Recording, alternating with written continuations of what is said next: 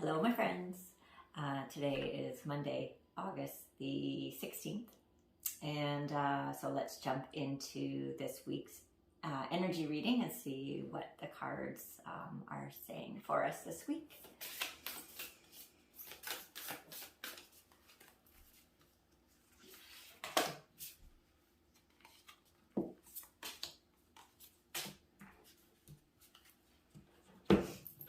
So the first top row, I'm just starting with the Monology, sorry, not Monology deck, the Sacred Destiny Oracle deck, just to get the general energies for each row.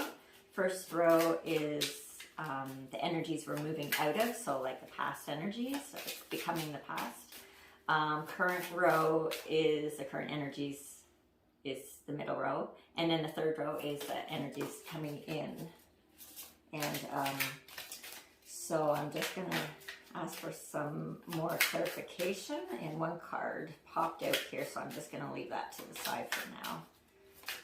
Okay.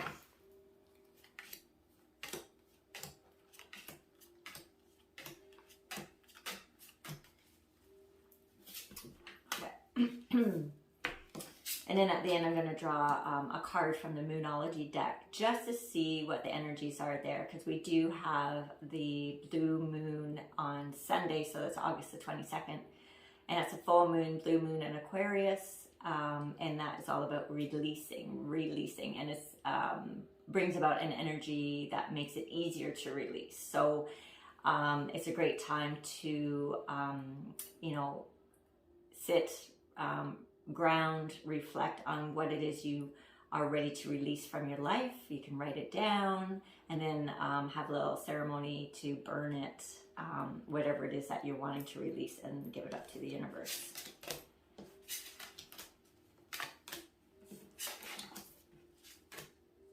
Wow, okay. So the first row, which is about the energies we're moving out of. So we have flow. So the overall energies that we're moving out of, we have like the full moon and the flow.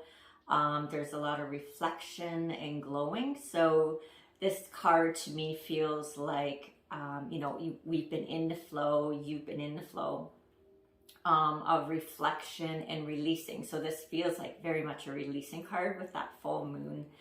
Illuminating everything. So, and as I say that, illuminating everything, you have things in your life have been coming up and becoming, coming into your awareness and your consciousness, things that perhaps you haven't been feeling or been aware of for quite a while.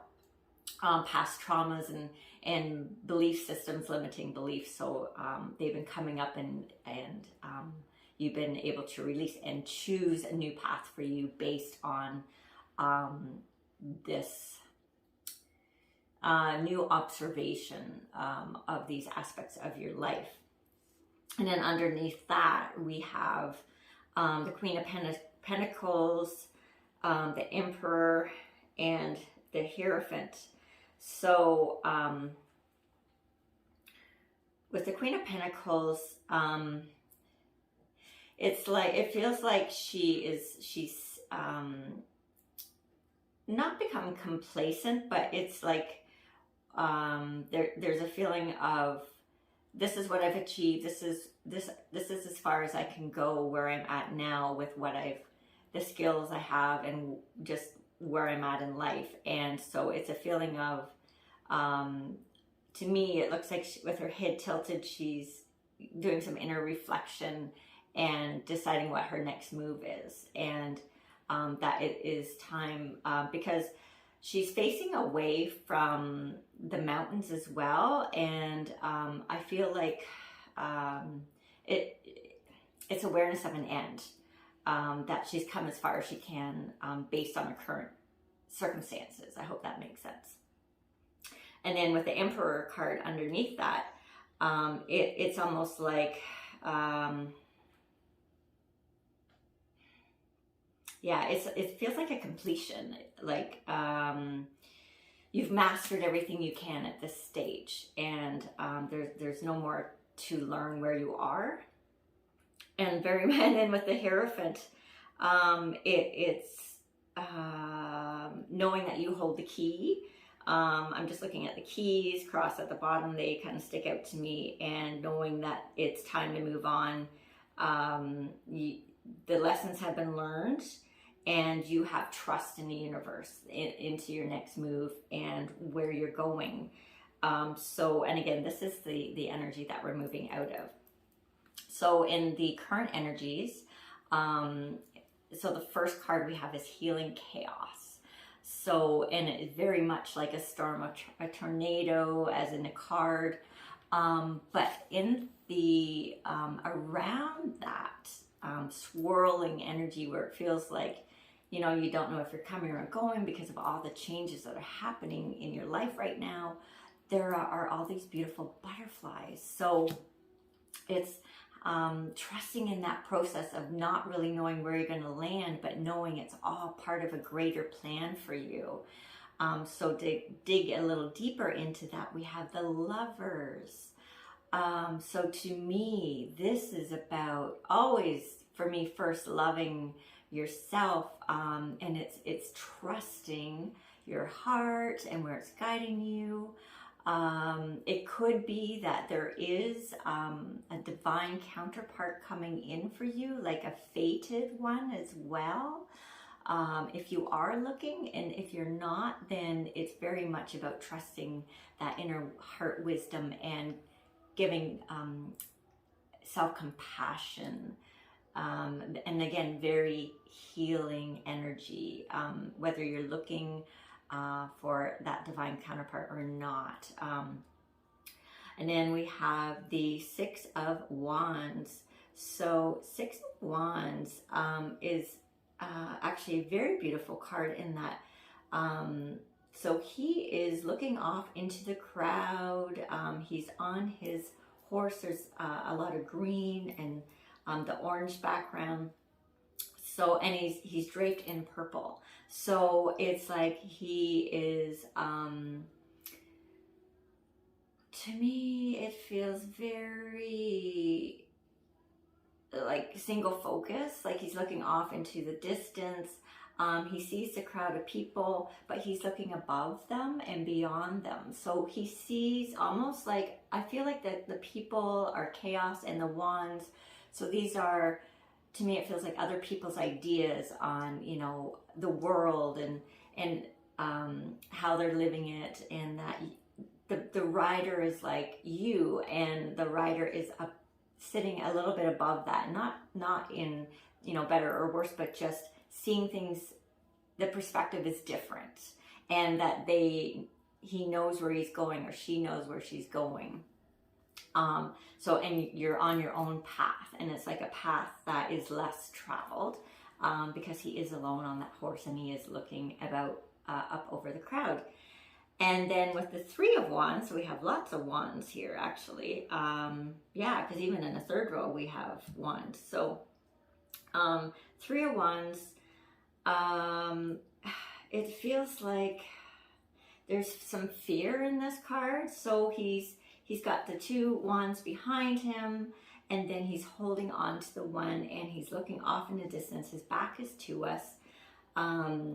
I feel like he sees the mountains in the distance, but they seem so far away at this point, and it's like, it feels like the beginning of a journey, and almost like a feeling of overwhelm, and that there's some fears there, because it's, you know, what lies between where you are now and where you're going.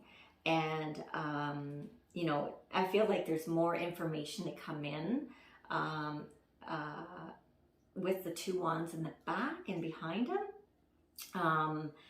But he knows what he knows at the moment. And again, I feel like there's some trust, but also some fears as he embarks on this new journey.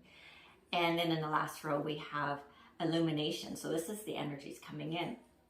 So with that Illumination card, it feels almost like, to me, with the blue and the green skies, it almost feels like the crown chakra, and then with the reflections of the trees and the clouds and the water, and I think there might be some, almost looks like, I want to say rain up in the sky, and there's a crescent moon, but it feels like with the illumination, there's some information being downloaded, and perhaps ways of being in the world that you've never been before. So again, it feels like an increase in your vibration, a deeper understanding into things, and illuminating. So just new ways of viewing things, and new information coming in and being at your disposal. So then underneath that we have the moon. So again, great card. We have the full moon, and it's totally illuminated. The dogs are barking. There's the two pillars, and then there's this path. So it feels like the path is there for you. It's laid out. It appears that there might be obstacles, but they're not really obstacles. I think it's more if you choose to focus on those, or are you just going to trust this path that's been illuminated by the moon? And it's like, to me, it's your heart, it's your higher calling. So it's just going on with that, and trusting that, this new path. And the Magician, of course, is that the Magician represents you and me, and it is, you know, you have all the tools you need, and it is, you know, the Magician to me is always about alchemy. So it's about taking the opportunity and transforming your life. And to me, that's what that card is very much about. It's a card of confirmation for me that you're on the right path, and that you have everything that you need to be successful. And then the final card that we have is the Eight of Wands. And to me, again, this is, you know, there's not a whole lot going on in this card other than the wands are just kind of there, and they're in little groups. But you do have the orange sky and the river. And to me, this is about just, again, being on a new path and the journey, and being present, because the card doesn't have a whole lot. There's no people in it. So this totally is about an internal awareness and journey, being connected to your higher self, and taking what you know is your truth and just moving forward with that. So again, a card of confirmation, and how your inner world, your inner being is guiding you. Okay, so that is the energies for the week. So, oh, and we have one card that fell out here. Oh, wow. Okay. That's why it popped out. And this popped out at the beginning. So we have the Three of Swords. So we do have a sword card here. And to me,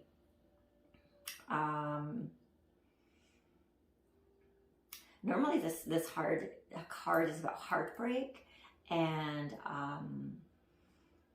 falling to pieces, and about being devastated. It's a very painful card, but because it doesn't really fit in with any of this, and there's so much healing, especially with the blue full moon in Aquarius, about releasing, and this Sunday, and then the healing, chaos, and being in flow and illumination. To me, the Three of Swords is very much about healing the heart, healing, because this is all heart.